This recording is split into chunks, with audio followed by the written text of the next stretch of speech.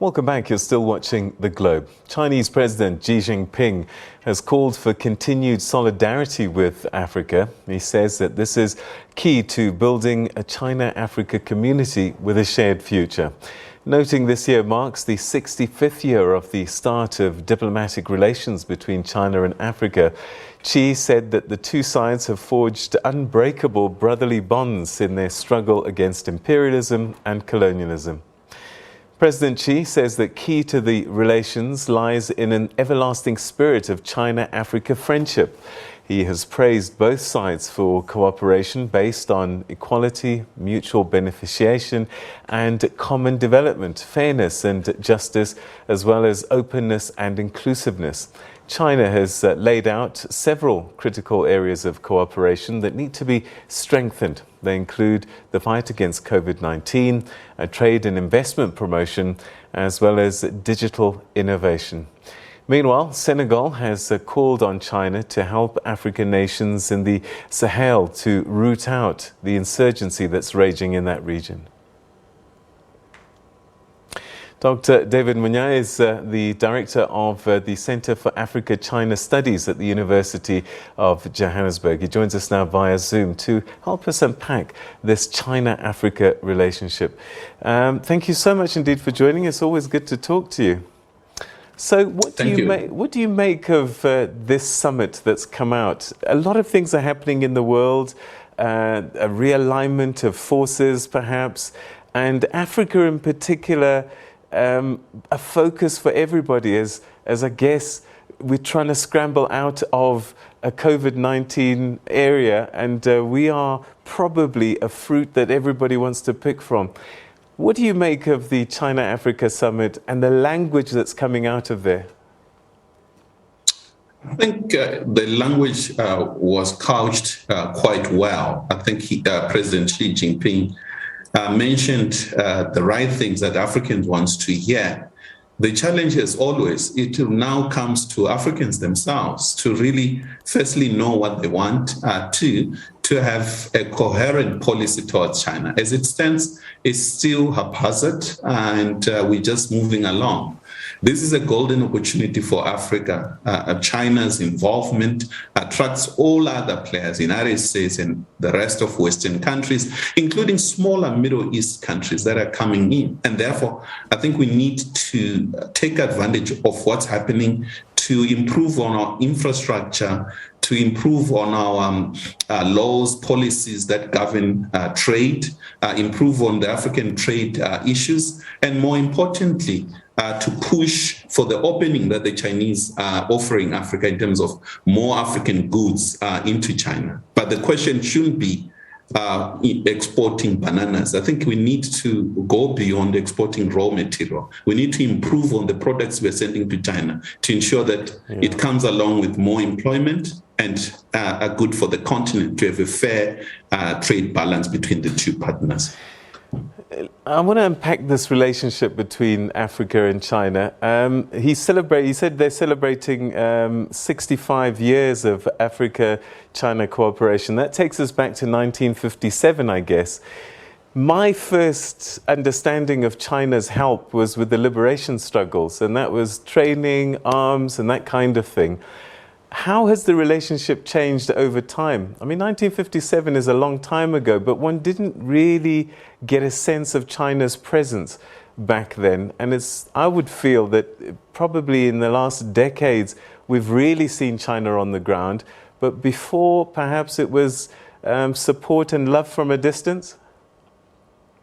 Indeed. I think if you go as far back as 1957 with the Ghanaian independence, Kwame Nkrumah at the time, China was one of the poorest countries in the world. And most of African countries were much more richer than China at that time. Under Chairman Mao, I think China played a critical role, as you have mentioned, assisting a number of African nationalist movements across the continent, arming them, training them in the fight against apartheid. But the situation changed when Chairman Mao died in 1976.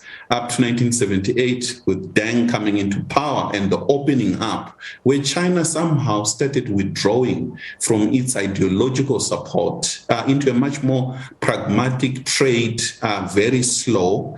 But the real game really started in year 2000 with the formation of the Forum on China-Africa Cooperation. And we've seen numbers going up, and very soon we'll be talking in the range of 250 to 300 billion on an annual basis, and something huge. And China has become number 2 biggest economy in the world. So is it a story of, as China has grown, its economy needs to consume more of everything, and Africa then became a resource? No doubt about it. China has interest. The big question we need to ask is, what are Africa's interest? Nations cooperate based on their self-interest in international relations. Even our former colonial partners, that it's based on their interests. So there's absolutely nothing that China is doing on the African continent that the Western countries haven't been doing. The only difference is that China, at least when it comes to the history of colonialism, anti-imperialism, is quite much stronger. And the whole language of anti-colonial trying to rub it on China, it doesn't make sense. China has never controlled any part of the African continent. I think what is needed is much more us as Africans strengthening, demanding more trade and opening up of Chinese markets to our products. All right, we'll talk about that a little bit more just now, but I just want to close the loop on the security story. So they helped us during the liberation struggles. Now we have insurgents that are plaguing our continent. Senegal has reached out. China is mighty militarily. Could they be doing more, do you think, with troops on the ground even, to assist Africa with its insurgency problems? They're doing more already. I think if you look within the P5, within the United Nations, China contributes more troops than any other permanent member.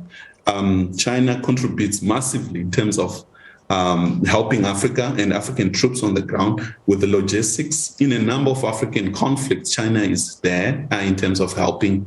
And therefore, I think we need much more, not to open to China or any other power to come in onto our shores. I think what we need is more logistics. I think we need more eyes to see what's happening in our seas. That is technology, drones, and other technologies that China is good at. And we also need help from the Western world to be able to control our security and able to deal with terrorists. The crisis we have in the Sahel has to do with 2011, the collapse of the Libyan Muammar Gaddafi regime, which was an unwise move by Western world. And now we are bearing the fruits, the entire Sahel up to Nigeria and up to Mozambique right here. We have problems of insurgents everywhere, due to a number of small weapons that have been poured on our continent and still being poured by a number of powers on the continent. Therefore, I think we need to work with all countries to ensure that they limit the number of weapons that they pour on our continent. So you mentioned earlier, and perhaps we can go there now, Africa, does our continent know what it wants with China and how to deal with China's overtures? Indeed. I think what you have to fully understand China, one is to understand one issue, that China has a grand plan. And Africa is not the only game in town. China has interest in Latin America. China has interest in Europe, United States, and everywhere else. The relationship with Africa is more advanced politically, and economically it's gaining ground. So the question for us, out of 55 African countries, that perhaps we need to coordinate our policies and ensure that we cooperate among ourselves, strengthening the free trade area, opening up our infrastructure, and ensure that we tap into Chinese biggest market, more than 400 million people, middle class alone. And very soon it's going to up to 800 million middle class alone. And therefore, this is the biggest power. It's going to be a number one power. It's a matter of time. But we need to be better organized as we engage China. But what can we give China apart from things that are unique to us, such as resources? Because they pretty much can produce everything that we produce, but at half the price. Oh, indeed. I think the biggest advantage for China, it's pricing. Even Western countries are battling to beat China on pricing. I think the big question for us is that we should stop selling raw materials, minerals, not just to China, but to all countries in their raw format. We need to do beneficiation, and we need technology in doing that. We are leapfrogging into the fourth industrial revolution slowly, and the digital economy is the big game in town, and China is the leading country in that area. So we need to ensure that we improve on the products that we have. As it stands, I don't think we can continue selling raw bananas. Asian countries are doing the same in terms of selling raw bananas into China. We need to do finished products, fruits, and ensure that all what we sell has an added value and it creates more jobs for ourselves. One of the things that I've started to see more and more as I travel the continent is you can see China on the ground, whether it's Chinatowns, shops, architecture, whatever, you name it.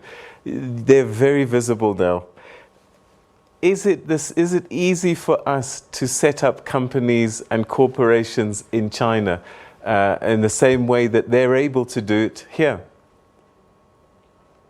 Opportunities are there, and there are quite a number of Africans in China. If you've been to Guangzhou, I think you'll see a number of Africans. And the Ethiopian airline from Addis to Guangzhou, it's one of the busiest routes across the continent. The airport is the busiest, 24 hours on the move, unlike our own airport. And therefore, I think you see activities happening, but we need much more concerted effort to ensure that our businesses are in China. It's a question of having those businesses and to stand the competition within China, because on a daily basis, they're improving their products. And therefore, to attract Chinese consumers, we have to ensure that we produce the best products. All right. So by and large, the opportunities are there. China is coming to us with open arms, and we need to decide how we return that gesture. Indeed, I think we need to ensure that we use China to also get to other players. It's not a question of China and China alone. We need to look at all directions, the East, West, and South, everywhere, and open up more trade with all nations. And therefore, I think China's involvement, it's an advantage. At this window, we need to take advantage, the window that is opening. It won't be there forever. And therefore, I think we need to do something as Africans. Dr. Monyae, we're going to leave it there. And as we say in Mandarin, 谢谢. 谢谢. Thank you so much.